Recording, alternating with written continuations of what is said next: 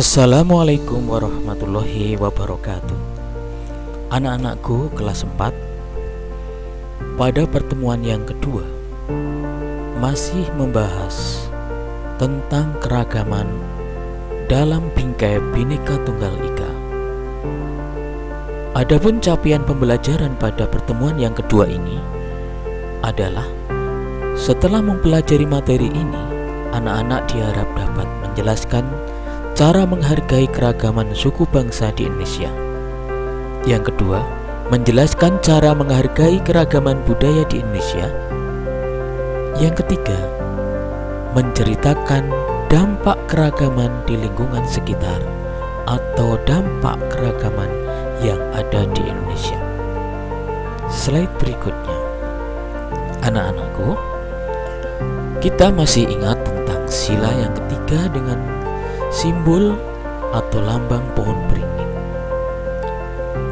Adapun mengapa ini Pak Tri munculkan simbol pohon beringin dalam kebinekaan atau keragaman, dibutuhkan persatuan untuk membangun bangsa Indonesia. Karena tanpa adanya persatuan, Indonesia tidak dapat membangun bangsa ini secara lebih baik. Mari masuk pada materi inti. Arti dan nama-nama suku bangsa yang ada di Indonesia. Sebelum kita belajar nama-nama suku bangsa Indonesia, marilah kita pahami apakah suku bangsa itu.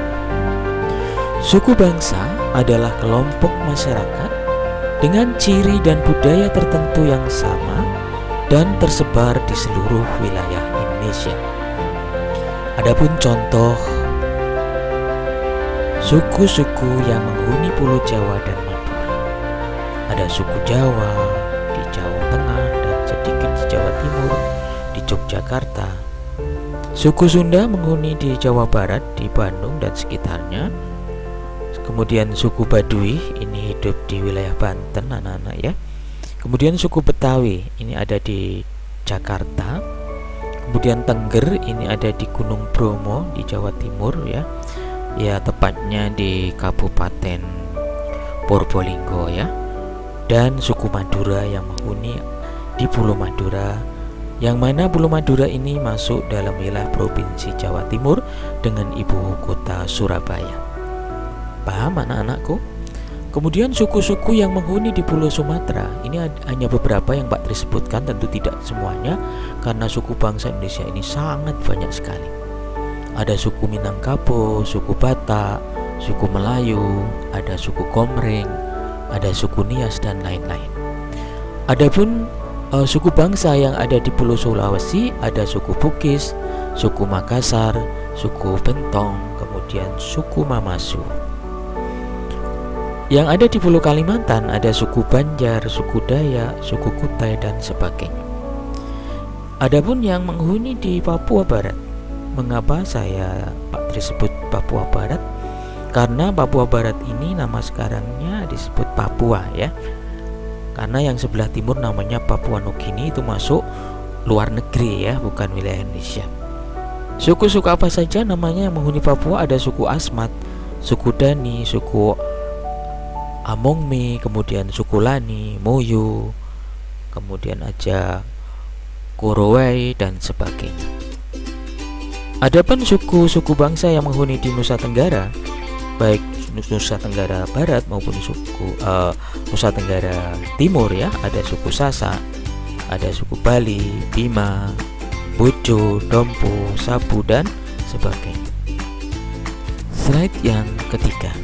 Anak-anak, setelah kalian mengetahui berbagai macam suku bangsa yang menghuni di wilayah pelosok tanah air Indonesia ini, kalian diharap bisa melaksanakan yang terpenting ya. Ilmu yang terdalam itu adalah mengamalkan, bukan menghafal saja, bukan hanya memahami ya. Tahapannya kan mengenal, kemudian mengetahui, kemudian memahami, yang tertinggi adalah mengamalkan ya. Apa yang harus diamalkan? Cara menghargai keragaman suku bangsa Indonesia. ketiga itu bagaimana kita mengamalkan, menghargai perbedaan suku bangsa Indonesia ini. Caranya bagaimana anak-anak? Yang pertama, kita harus mensyukuri perbedaan suku bangsa ya, yang dimiliki oleh orang tua kita, mungkin nenek moyang kita ya. Kemudian saat kita bermain di sekolah misalnya, atau di kampung kita, di tempat tinggal kita harus bermain bersama dengan semua teman tanpa memandang asal suku bangsanya. Dalam bahasa lain, di bahasa Indonesia, tanpa pandang bulu, tidak membeda-bedakan. Kemudian yang ketiga adalah menerapkan sikap tolong menolong dengan tetangga yang berbeda suku. Yang keempat adalah menjaga ketertiban saat tetangga mengadakan acara adat. Berikutnya, adapun keragaman budaya di Indonesia ya, budaya Indonesia ini meliputi ada bahasa daerah, lagu-lagu daerah, alat musik tradisional, pakaian daerah, senjata tradisional, tarian tradisional, rumah adat, dan masih banyak lagi. Nah, bagaimana sih cara menghargai bahasa daerah anak-anak? Nah, ini ada 3 kiat menghargai bahasa daerah. Yang pertama adalah meminta teman yang berbeda bahasa daerahnya mengajari bahasa daerah.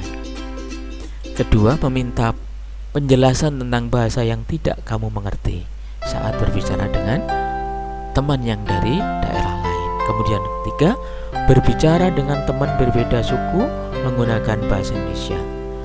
Mengapa kita harus meminta penjelasan tentang bahasa yang tidak dimengerti? Supaya kita tidak berburuk sangka anak-anak ya.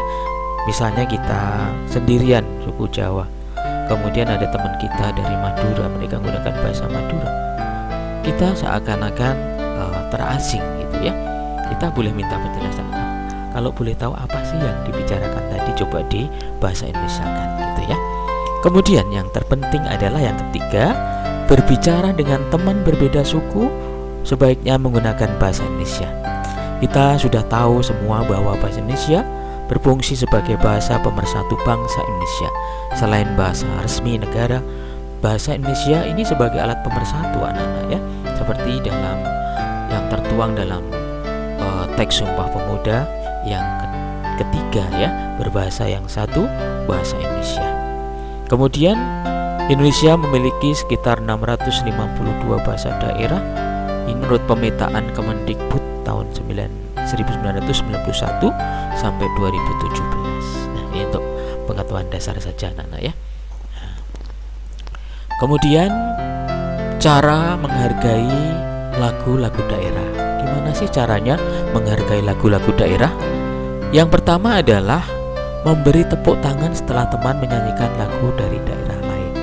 Ini bentuk penghargaan anak ya. Yang kedua adalah mempelajari lagu daerah lain. Kemudian yang ketiga, menyanyikan lagu daerah dengan lirik yang benar, tidak dipelesetkan ya. Begitu. Kemudian yang ketiga adalah cara menghargai alat musik tradisional. Yang pertama adalah mempelajari alat musik tradisional daerah tersebut atau dari daerah lain. Yang kedua adalah mengapresiasi keindahan dan suara dari alat musik tradisional tersebut. Yang ketiga, tidak boleh merendahkan bentuk atau suara dari alat musik daerah lain. Inilah cara menghargai alat musik tradisional. Berikutnya anak-anak ya. Nah, ini cara menghargai pakaian daerah. Yang pertama adalah memakai pakaian daerah dengan bangga. Misalnya anak Jawa menggunakan beskap ya kan, yang perempuan pakai kebaya gitu ya. Yang kedua adalah menyanjung pakaian adat daerah lain. Disanjung bagusnya pakaian unik ya gitu ya. Ini semata-mata untuk memberi kebanggaan kepada mereka yang berbeda pakaian adatnya dengan kita ya. Kemudian yang ketiga adalah menyimpan pakaian adat daerah dengan baik ya. Contoh pakaian daerah misalnya ada Jawa Tengah, namanya yang laki-laki beskap ya.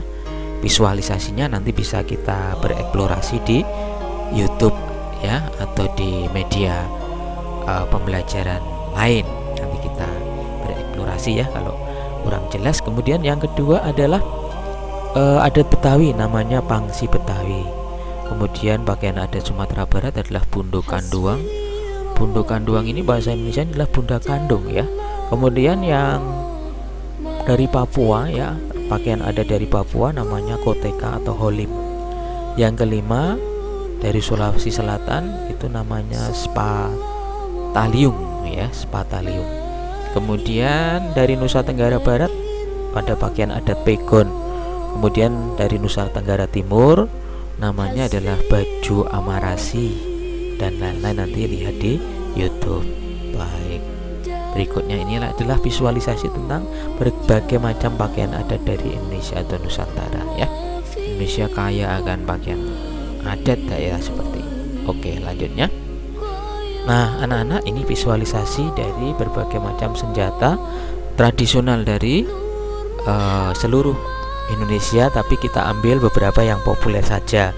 Misalnya ini ada rencong dari Nanggro Aceh Darussalam, kareh dari Sumatera Barat, kujang dari Jawa Barat, kemudian golok dari DKI Jakarta, ada keris Jawa Tengah, celurit Jawa Timur, keris juga ada dari Bali, kemudian mandau ini dari Kalimantan Barat ya. Kemudian ada dacik namanya dari Sulawesi Selatan, kemudian pasang salawaku dari Maluku, ada sundu dari Nusa Tenggara Timur, dan biso belati dari Papua yang terkenal beracun itu ya nak ya. Baik, selanjutnya ini ada visualisasi rumah adat. Nanti kita perdalam menggunakan media lain. Ini hanya biar kamu tahu, oh ini rumah gadang, ada tongkonan ya, ada honai, ada limasan, ada joglo ya, dan sebagainya. Berikutnya adalah dampak positif dan negatif adanya keragaman di Indonesia. Dampak positif yang pertama adalah dengan adanya keragaman, kita bangsa Indonesia memiliki sikap toleransi dan tenggang rasa. Yang kedua, dengan perbedaan, bangsa Indonesia lebih kreatif dan inovatif dalam berkarya. Yang ketiga adalah dengan perbedaan keragaman yang ada di Indonesia menjadi daya tarik bagi wisatawan asing ya, wisata bagi turis asing ya. Kemudian dampak negatifnya dengan adanya perbedaan tadi adalah satu, ini rentan konflik anak-anak ya, mudah terjadi terpicunya sebuah masalah karena terlalu fanatis terhadap perbedaan masing-masing tadi dan memunculkan perpecahan. Yang kedua adalah munculnya egoisme kelompok atau daerah. Yang ketiga, fanatisme. Yang keempat, konflik daerah mengganggu pembangunan nasional. Demikian anak-anakku, berikutnya adalah terima kasih atas perhatian kalian. Semoga kalian nanti bisa memperdalam lagi dengan Bapak Ibu, guru kalian, wali kelas kalian, sehingga pelajaran yang disampaikan oleh Pak Tri melalui media ini bisa memberi pandangan yang lain, menjadi wawasan yang menambah wawasan yang lebih baik ya. Sampai jumpa pada video pembelajaran dari Pak Triono yang ketiga ya, tentang cara menghargai senjata tradisional, kemudian cara menghargai tari tradisional. Yang terakhir nanti di bab yang ketiga ini adalah cara menghargai rumah adat. Sekian, terima kasih. Wassalamualaikum warahmatullahi wabarakatuh. Selamat belajar dengan semangat.